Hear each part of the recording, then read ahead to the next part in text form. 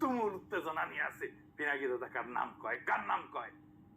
ক্রিকেটের লাস্ট ওভারে 6 রান দরকার, এমন টাইমে যেমন সবাই দম বন্ধ করে অপেক্ষা করে তুমুল উত্তেজনায়। আমি দেখতে হইতেছি একইভাবে সবাই অপেক্ষা করতেছে, কে কার কথা বলেন পিনাকি দাদা। উনি আমাদের তারেক রহমান। আমি কেন ওনাকে প্রফেসর ইউনূসের উত্তরসূরি হওয়ার যোগ্য বলে মনে করি না, বগুড়ার জন্য পার্সিয়ালিটি করি নাই, কারণ আছে। কারণটা কি আসেন শুনি। এক নম্বর কারণ, উনি বাংলাদেশের দুইজন অতি সম্মানিত, উজ্জ্বল, মোস্ট পপুলার রাজনৈতিক নেতার সন্তান। এই দুই নেতার নেতৃত্বে বাংলাদেশের মানুষ স্বাধীনতা, সার্বভৌমত্ব আর ভারতীয় আধিপত্যবাদের বিরুদ্ধে এক হয়েছিল। তাই এই পরিবারের প্রতি অ্যান্টি আওয়ামী লীগ, অ্যান্টি বাকশালী রাজনৈতিক জনগোষ্ঠীর একটা আস্থা আছে। 2 নাম্বার, উনি নতুন তরুণ প্রজন্মের নেতা, বয়স কম। বাংলাদেশের সিনিয়র আর তরুণ দুই জেনারেশনের মধ্যে উনার এজ গ্রুপ। উনি দুই জেনারেশনকে কানেক্ট করতে পারবেন, উনার জুনিয়র যারা, উনার সিনিয়র যারা। উনি একজন উঁচু মানের সংগঠক, প্রবল নিপীড়নের মধ্যে দলকে টিকায় রাখছেন।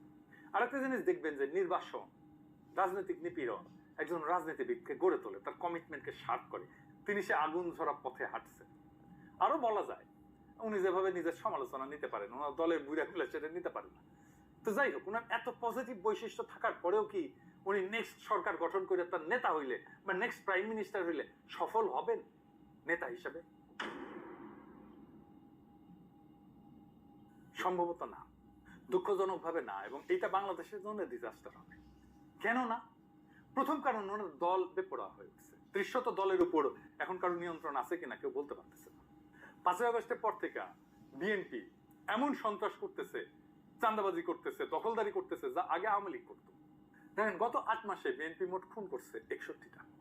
61 জনের মধ্যে 7 জন আওয়ামী লীগ, 7 জন অরাজনৈতিক মানুষ, 1 জন জামাত এবং 46 জন বিএনপি করা মানুষ নিজের দলের। এখনো তারা ক্ষমতায় যায়নি। মানুষের মনে তাহলে প্রশ্ন, ক্ষমতা গেলে কি করবে? এই বিএনপি কি ভারতকে সামলাইতে পারবে? তার সে বয়ান কই? বরং মির্জা ফখরুল বলছে ভারতের সাথে সম্পর্কের বরফ গলতে শুরু করছে, এবার নাকি এই সম্পর্ক নাকি আরো ভালো হবে। খুবই স্পষ্টভাবে বলছে 71 নিয়ে ভারত যে ন্যারেটিভ তৈরি করতেছে সেটাই এখন বিএনপির ন্যারেটিভ। সেই মুক্তিযুদ্ধের চেতনা, সেই 72-এর সংবিধান, সেই ধর্মনিরপেক্ষতা, সেই অসাম্প্রদায়িকতা, সেই ইন্ডিয়ান ন্যারেটিভ, সেই আওয়ামী ন্যারেটিভ এখন বিএনপির ন্যারেটিভ। সে কিভাবে ভারতকে ঠেকাবে? হাসিনার বিচার হলে মোদী এবং ভারত রাষ্ট্র যে অভিযুক্ত হবে, সেটা শক্ত অবস্থান নিয়ে দাঁড়ানোর বদলে তো আত্মসমর্পণ করে আছে বিএনপি। কেন করছে সেটার অন্য কারণ আছে, সেই আরো আলাপে আমি আজকে গেলাম। এমনকি জুলাই আগস্ট বিপ্লব নিয়ে ছাত্রদের সাথে তাদের দূরত্ব, সাধারণ জনতার সাথে তাদের দূরত্ব। আমরা তো 24-এ 5ই আগস্টকে দ্বিতীয় স্বাধীনতা বলি, সেটাকে বিএনপি দ্বিতীয় স্বাধীনতা বলে স্বীকারই করে না। ছোটখাটো নেতা বলেনি, গুরুত্বপূর্ণ নেতা বলছে। দেখেন, বিএনপিতে কিন্তু এই যে জেনজি, এটা কিন্তু নাই, তরুণ প্রজন্ম নাই, তারা তারুণ্যকে টানতে পারে নাই। মানে ওই দলের বুড়ারা যত বিদায় নেবে ওই দল তত শুকাবে, তার ফ্রেশ রিক্রুটমেন্ট নাই। বিএনপিতে আমি আমার শহর বগুড়ার লিডারশিপের কথা বলছিলাম, অনেকে মাইন্ড করছিলেন, কিন্তু আপনি আশেপাশে খুঁজে দেখেন যে মেধাহীন দুর্বৃত্তরা অনেক জায়গায় নেতৃত্বে।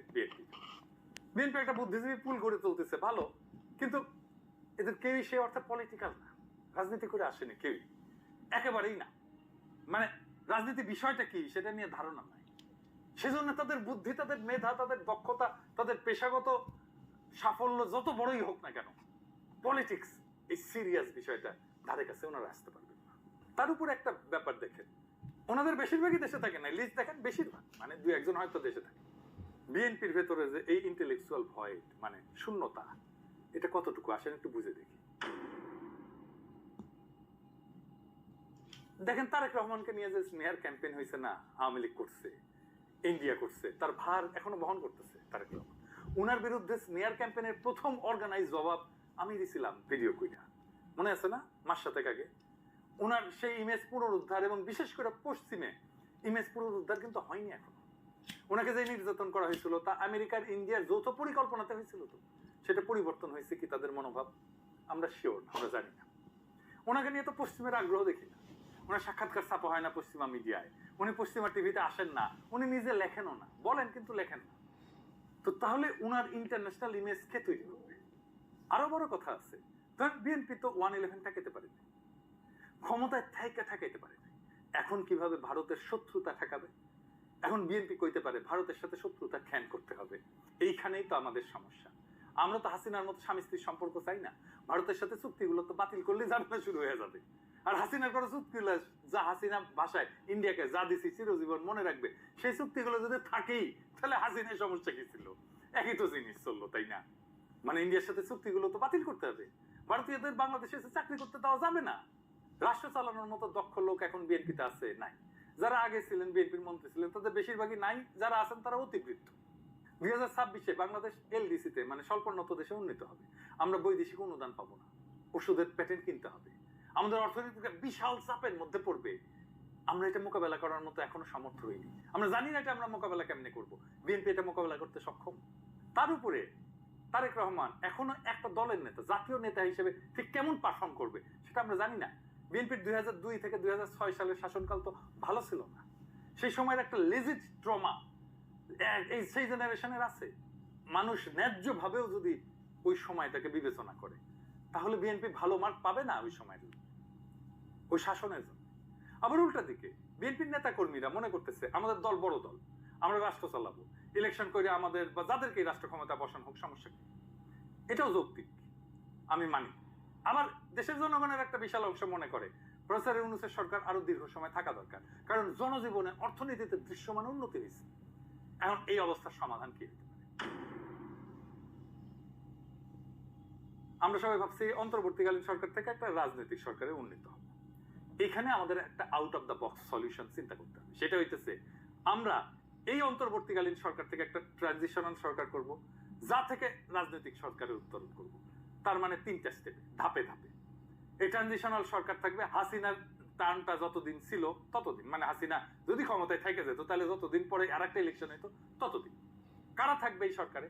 ফ্যাসি বিরোধী সকল রাজনৈতিক দল, বিএনপি, জামাত, চরমনাই, নূরের দল, এনসিপি, এমনকি বাম সহ সবাই। ন্যাচারালি আমরা দলগুলোর শক্তি জানি, সেই হিসেবে তারা মন্ত্রী পাবে, মন্ত্রিসভা পুরা হবে। আর উপপ্রধান উপদেষ্টা হবে তারেক রহমান। বর্তমান উপদেষ্টা পরিষদের বেস্ট উপদেষ্টারা থাকবেন। এখন বলতে পারেন বেস্ট উপদেষ্টা কিভাবে নির্বাচন করবেন, এটা কিভাবে বাইর করা যাবে? এটা কঠিন কিছু না, একদম একটা থার্ড পার্টি দিয়ে ইভালুয়েট করা হবে। ধরেন বোস্টন কনসালটেন্সি গ্রুপ, তাকে দিয়ে দিলাম কাজটা। আপনি দেখবেন কিছু মন্ত্রণালয় সুপার পারফর্মিং, আর কিছু একেবারে যাচ্ছে, আর কিছু মাঝামাঝি। যারা সুপার পারফর্মিং তারা থাকবে। এটা হবে সত্যিকারের জাতীয় সরকার। এইখানেই আমরা আবার সেই জাতীয় ঐক্য গড়ে তুলতে পারবো, যেটা 5ই আগস্টে গড়ে উঠছিল, যেটা জুলাই আগস্ট বিপ্লবে গড়ে উঠছিল। এতে বিএনপির লাভ কি? তারেক রহমান একটা মেন্টরিং পাবে প্রফেসর ইউনূসের। রাহুল গান্ধীকে এই মিরপুরে পাঠানো হয়েছিল প্রফেসর ইউনূসের মেন্টরিং এর জন্য, শিক্ষার জন্য। এই মেন্টরিং তারেক রহমানকে ভবিষ্যতের জন্য গড়ে তুলবে। প্রফেসর ইউনূসের সব নেটওয়ার্কের সাথে তারেক রহমান ইন্ট্রোডাকশন হবে, জানবে। আমরা একটা ধারাবাহিকতা পাবো লিডারশিপে, আন্তর্জাতিক রিলেশনের একটা ধারাবাহিকতা পাবো, প্রফেসর ইউনূসের নেটওয়ার্কের একটা ধারাবাহিকতা পাবো। তারেক রহমানের ইমেজ ক্লিন আপ হবে। প্রফেসর ইউনূসের সেকেন্ড ম্যান হিসেবে পৃথিবী চিনবে উনি প্রফেসর ইউনূসের সাথে কাজ করছেন, ট্রাস্ট করতেন প্রফেসর ইউনূস। আবার ওনাকে ব্যর্থতার পুরো দায় দিতে হইল না, ক্ষমতা স্টেক পাইল। এই যে ক্রস এক্সচেঞ্জ হবে এক্সপার্টাইজের নানা দলের সাথে, সেটাই সবাই উপকৃত হবে। বিএনপি যে কমপ্লেন করে জাতি বিভক্ত হয়েছে, তার সমাধান হবে, জাতি আবার ঐক্যবদ্ধ হবে। এই ট্রানজিশনাল সরকার ফ্যাসিবাদের সব অবশেষ সরাবে। চার্টার বা ম্যান্ডেট কি হবে? 1 নম্বর আওয়ামী ফ্যাসিবাদের নির্মূল, ভারতীয় আধিপত্যবাদের অবসান। 3 নম্বর সাম্যের সমাজ আর ইনসাফের রাষ্ট্র। 4টা, সামান্য 4টা। এতে আর্মির কি উপকার হবে? ওয়াকার সাহেব জাতিসংঘের রিপোর্টে আর্মির নাম আসায় উতলা হয়ে পড়ছেন, পড়াটাই স্বাভাবিক। ওনার পূর্বসূরি তার চাকরির নিশ্চয়তার জন্য প্রণব মুখার্জি শরণাপন্ন হয়েছিল, মইনুল হক। এখন যদি ওয়াকার সাহেব এই বিচার থেকে নিজে এবং তার বাহিনীর দুর্বৃত্ত জেনারেলদের বাঁচানোর জন্য ভারতের শরণাপন্ন হন, তাতে অবাক হওয়ার কিছু নাই। আমি বলতেছি না যে উনি ভারতের শরণাপন্ন হয়েছে, কিন্তু আমরা তো ঘরপড়া গরু, সিন্দুরে মেঘ দেখলে তো ডরাই। হয়েছিল তো এরকম কাজ রে ভাই। ওয়াকার সাহেব, আপনার একটা কথা বলি, রাজনীতি একটা অতি সিরিয়াস বিষয়। এটা ম্যানিপুলেট করা যদি আর্মির পক্ষে সম্ভব হইতো তাহলে তো নিয়াজি জিতে যেত, জেনারেল নিয়াজি 1971-এ। মায়ানমারে যান তারা ক্ষমতা থাকতো, এমনকি হাসিনাও ক্ষমতায় থাকতো, আপনিই রাখতেন। এটাও তো সহজ কাজ না। আর্মির আর জনগণের মধ্যে একটা দূরত্ব আছে, সেটা আপনাকে স্বীকার করতে হবে। সেটা আপনি সিভিল পার্টনারশিপ ছাড়া কমাইতে পারবেন না। আপনি ডিজিএফআই নামাবেন, আপনি আপনার এক্স আর্মি অফিসারদেরকে নামাবেন, আপনি আর্মির ইনস্টিটিউশনকে নামাবেন, আপনি এর ওর সাথে লিয়াজও করবেন, এই কইরা আপনি পারবেন না। এভাবে হয় না। ওইখানে আমাদের মতো ক্যারেক্টার লাগবে, আমাদেরকে আস্থা আপনাকে নিতেই হবে। এখন এই জায়গায় সবচেয়ে কার্যকর হচ্ছে প্রফেসর ইউনূসের মতো একজন ইউনিফাইং লিডারশিপের। উনি আপনার ছাতা হইতে পারবেন, উনার লিডারশিপে আপনি বেস্ট ডিলটা পাইবেন আর্মির জন্য।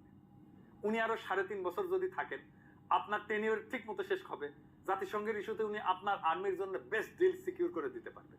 আপনারই তো যে বলা উচিত যে স্যার এরকম হয়েছে, জাতিসংঘের ইয়েতে আসছে, এখন কিভাবে এটাকে আমরা ডিল করবো একটু বলেন তো। এইভাবেই তাইলে আপনার টেনিওরে আর্মি কোনো আলগা বিপদে পড়বে না, আমরাও মাইনে নেব সেই বন্দোবস্ত। ইনফ্যাক্ট আমাদের এনগেজ করলে, আমাদের সাথে দূরত্ব কমলে জনগণকে বোঝানোর দায়িত্ব তো আমরাও নিতে পারি রে ভাই। কম হোক বেশি হোক আমরা তো জনগণকে রিচ করতে পারি।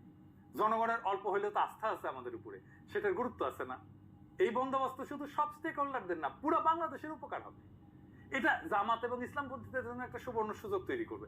প্রফেসর ইউনূসের সাথে একই সরকারে থেকে পারফর্ম করার ইতিহাস এই ইসলামপন্থীদেরকে, জামাতে ইসলামকে আগামী 50 বছর ধরে অ্যাডভান্টেজ দেবে গ্লোবালি। এখন দেখেন যে গতিতে এই বয়সে প্রফেসর ইউনূস কাজ করে যাচ্ছেন, তাতে নির্বাচনের আগে উনি কোথায় থামবেন সেটা বলা কঠিন। যখন থামবেন তখন দেখা যাবে তার অ্যাডমিনিস্ট্রেশনের অলমোস্ট সব পজিটিভ কন্ট্রিবিউশনের সাথে তিনি সরাসরি যুক্ত আছেন। যদি তাকে দ্রুত নির্বাচন দিয়ে সরে যেতে বাধ্য করা হয়, তবে সম্ভবত তার এই 1 কি 1.5 বছরের যে শাসনকাল, সেটা হবে জিয়াউর রহমানের পরে বাংলাদেশের সবচেয়ে উল্লেখযোগ্য উজ্জ্বল সময়। দুঃখের বিষয় হলো তার এই বিপুল পরিশ্রম যতটা না দেশকে আগায় নেওয়ার পেছনে ব্যয় হয়েছে, তার চেয়ে বেশি হাসিনার করা ড্যামেজকে ঠিক করতে ব্যয় হয়েছে। যদি এই ট্রানজিশনাল সরকারের এই পরিকল্পনাটা গৃহীত না হয় আর ডিসেম্বরের মধ্যে নির্বাচন দিয়ে প্রফেসর ইউনূসকে চলে যাইতে বাধ্য হইতে হয়, তাইলে আমাদের রিয়ালাইজেশন কি হবে, উপলব্ধি কি হবে? উনি চলে যাওয়ার পর আমাদের কিছু রিয়ালাইজেশন তো হবেই। আমাদেরকে ওপেনলি স্বীকার করতে হবে যে এরকম একজন ভিশনারি, দূরদর্শী, স্মার্ট, অনেস্ট এবং কর্মঠ লিডারশিপ আমরা খুব সম্ভবত আর কখনোই পাবো না। এটা হবে আমাদের সবচেয়ে বড় হতাশা। তার কারণটাও আমাদের কাছে খুব স্পষ্ট হয়ে যাবে। তার ব্যক্তিগত কোনো স্বার্থ ছিল না, তো লোভ ছিল না, কারণ কারো কাছে কোনো কিছু বন্ধক দেওয়া ছিল না। ক্ষমতায় আসলে কাউকে জীবিকা নির্বাহের ব্যবস্থা করে দেওয়ার প্রেশার ছিল না। উনি সেলফ মেড ম্যান, ওনার এনাফ সেলফ রেসপেক্ট আছে, এবং সেই কারণেই তার পক্ষে যতটা বোল্ড হওয়া, আনকম্প্রোমাইজিং হওয়া সম্ভব হয়েছে, জনগণের ম্যান্ডেট নিয়ে আসা কোন লিডারের পক্ষে সেটা সম্ভব হবে না, কোনোদিন হবে না। যেহেতু আসলেই উনি ভদ্রলোক এবং শিষ্টাচারে বিশ্বাসী, সেহেতু তিনি খুবই সংযত আচরণ করছেন। পরিস্থিতির কারণে নিজের টিমও ঠিক মতো ঠিক করতে পারেন নাই এবং কাউকে বাদ দিতে পারেন নাই, এবং এর কারণে পদে পদে লোকজনের অদক্ষতা, নিমখারামি, এই সমস্তকে সহ্য করে কাজ করতে হয়েছে। সেই রিয়েলাইজেশনের পরে, উপলব্ধির পরে জাতি হিসাবে আমাদের জন্য কি অপেক্ষা করবে? এরপরে একটা সর্বগ্রাসী হতাশা আমাদেরকে গ্রাস করবে জাতিকে। দেশের মানুষের জন্য তার এই অল্প সময় শাসনকাল ছিল একটা ইউনিক অপরচুনিটি, সুপার অপরচুনিটি। এই অপরচুনিটি আর আসবে না জীবনে। বাংলাদেশের ধারে কাছে কোনো ধরনের মেধাবী শাসক কখনো দেখবে না, লিখে রাখতে পারে। বাংলাদেশিরা তার শাসকদের কাছ থেকে এর ছিটে ফোটা অ্যাটেনশন, উদারতা কোনো দিন পাবে না। অপেক্ষাকৃত তরুণদের কথা আলাদা। আমরা যারা জীবনের বেশিরভাগ সময় অলরেডি পেছনে ফেলে আসছি, তারা হয়তো বলবো যে আমাদের জীবনে এর চেয়ে ভালো কিছু আর হবে না। হয়তো এটা আমাদের নিয়তি যে আমাদের শাসন করবে কিছু মধ্যমেধার রাজনৈতিক নেতারা, যারা ভিতরে লোভী, হিংস্র, প্রতিহিংসা পরায়ণ, আর বাইরে চাটুকার আর সুযোগ সন্ধানী, যার দেশের সম্পদ লুট করা ছাড়া আর কোনো উচ্চাসা নাই। তাই আসেন একবার শেষ চেষ্টা করে দেখি, আসেন আর একবার ঐক্যবদ্ধ হয়ে একটা ট্রানজিশনাল গভর্নমেন্ট করে আমরা প্রফেসর ইউনূসকে আরো কিছুদিন আমরা রাখতে পারি কিনা। যদি পারি তাহলে হয়তো দেশটা বাইচে যাবে। আসেন দেশটারে বাঁচাই, সবাই মিলে বাঁচাই, কারণ দেশটা আমাদের সবার। এই দেশটাকে তুলে দিয়ে যাইতে হবে পরবর্তী প্রজন্মের হাতে। আমরা আরেকটু ভালো কইরা দেশটাকে তুলে দিয়ে যাই। আসেন সেই কাজে হাত লাগাই। সবার কাছে আবেদন থাকলো,